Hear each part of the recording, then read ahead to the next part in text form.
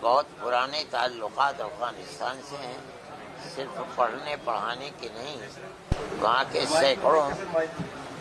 سینکڑوں لوگ ایسے ہیں کہ جو یہاں آئے ہیں، بلکہ ہزاروں اور پڑھ کر کے یہاں سے گئے ہیں۔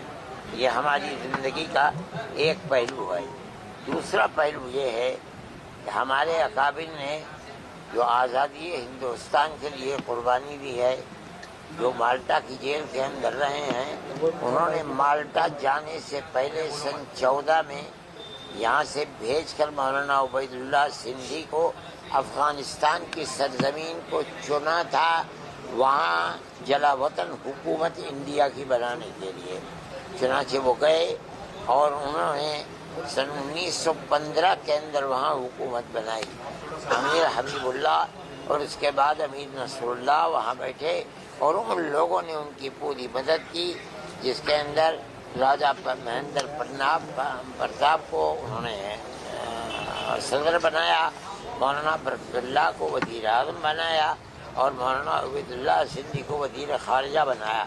یہ ہندوستان کی ایسی تاریخ ہے کہ سوائے ہمارے اکابر کے کسی کے اندر یہ دمخم نہیں تھا کہ وہ دنیا کے اندر آزادی وطن کے لیے جلا وطن حکومت بنا سکتا۔ میں نے ان سے یہ بات کہی ہے کہ اس جلا وطن حکومت اور ملک کے اندر کوششوں کے نتیجے کے اندر ہندوستان آزاد ہوا ہے۔ ایک ایسی گورنمنٹ کو نکالا ہے جو یہ کہتی تھی کہ ہماری حکومت کے اندر سورج غروب نہیں ہوتا، وہ اس وقت سب سے طاقتور گورنمنٹ تھی۔ آپ لوگوں نے انہی سے لیا ہے افغانستان کے اندر، لے کر آپ نے انہی کی طرح دنیا کی بڑی طاقتوں کا مقابلہ کیا اور سب کو دھول چٹوائی اور نکال دیا۔ میں یہ سمجھتا ہوں کہ آپ کو یہ سبق ہمارے اکابر سے ملا ہے، انہوں نے اس کا انکار نہیں کیا، انہوں نے میری اس بات کو قبول کیا۔ میں یہ سمجھتا ہوں کہ ان کا ہندوستان میں آنا اور دارالعلوم دیوبند میں خاص طریقے بنانا، اپنی مرضی کے اوپر آنا، یہ اس چیز کی دلیل ہے کہ وہ ہماری اس تاریخ کو سمجھتے اور جانتے ہیں اور یہ سمجھتے ہیں کہ ہم نے جو کچھ کیا ہے اس کا ثمرہ، اس کا پھل ہمیں دارالعلوم دیوبند ہی سے ملا ہے اور اسی کے لیے ہم کوشش کر رہے ہیں۔ آج وہ آئے ہیں، ہم خوشی کے ساتھ ان کو قبول کرتے ہیں۔ ہم نے ان کو اہلاً و سہلاً کہا اور ہم نے یہ کہا کہ ہماری محبت کا یہ پیغام آپ امیر المومنین کو جا کر دیں۔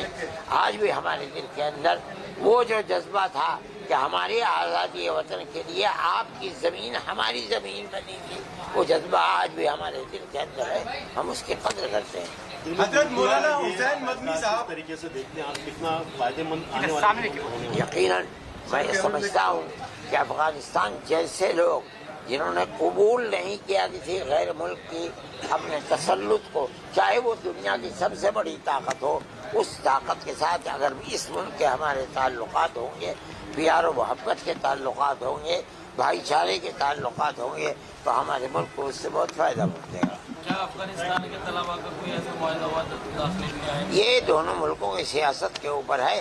اگر ہندوستان سے ان کو ویزا ملنے لگے گا، انہوں نے کہا ہے کہ ہم سے وزیر خارجہ نے وعدہ کیا ہے، ملے گا، بہت خوشی کی بات ہے۔ ہندوستان میں آئیں گے، پڑھیں گے وہ لوگ۔ کیا مہیلاؤں کی تعلیم کے بارے میں بھی کچھ باتیں ہوئی ہیں؟ ہماری کوئی اس مسئلے کے اوپر بات چیت نہیں ہوئی۔ مولانا صاحب انہوں نے لڑکیوں کی تعلیم پہ بندش لگائی ہے، اس پہ کچھ مشورت کچھ رائے نہیں، ہم سے کوئی بات ہی نہیں ہوئی اس مسئلے کے اوپر۔ آپ نے کچھ رائے نہیں، انہوں نے پوچھا نہ ہم نے رائے دی۔ آپ اگر ہمیں یاد دلا دیتے ہم یہ بھی بات کر لیتے۔ اور مولانا صاحب دیوبند جو ہندوستان کا ہے اور پاکستان کے دیوبند میں کچھ فرق ہے کیا؟ کوئی فرق نہیں، دیوبند میں نہیں ہے۔ ہمارا جو مسلک ہے مذہبی، جس کے اوپر ہم چلتے ہیں، اس میں کوئی فرق نہیں ہے، نہ یہاں، نہ بنگلہ دیش میں، نہ پاکستان میں، نہ امریکہ میں، نہ سوئٹزرلینڈ میں، جہاں مدرسے ہیں ایک ہی طرح کے مدرسے ہیں، ایک ہی مسلک ہے ان کا۔ مدنی صاحب، کل دلی میں ایک پریس وارتا ہوئی تھی، اس میں کیول پروشوں کو بلایا گیا افغانستان کے جو، میں نہیں جانتا ہوں۔ ہم آپ سے یہ جاننا چاہ رہے ہیں کہ آپ سے ملاقات ہوئی ہے، مہیلاؤں کے اوپر جو افغانستان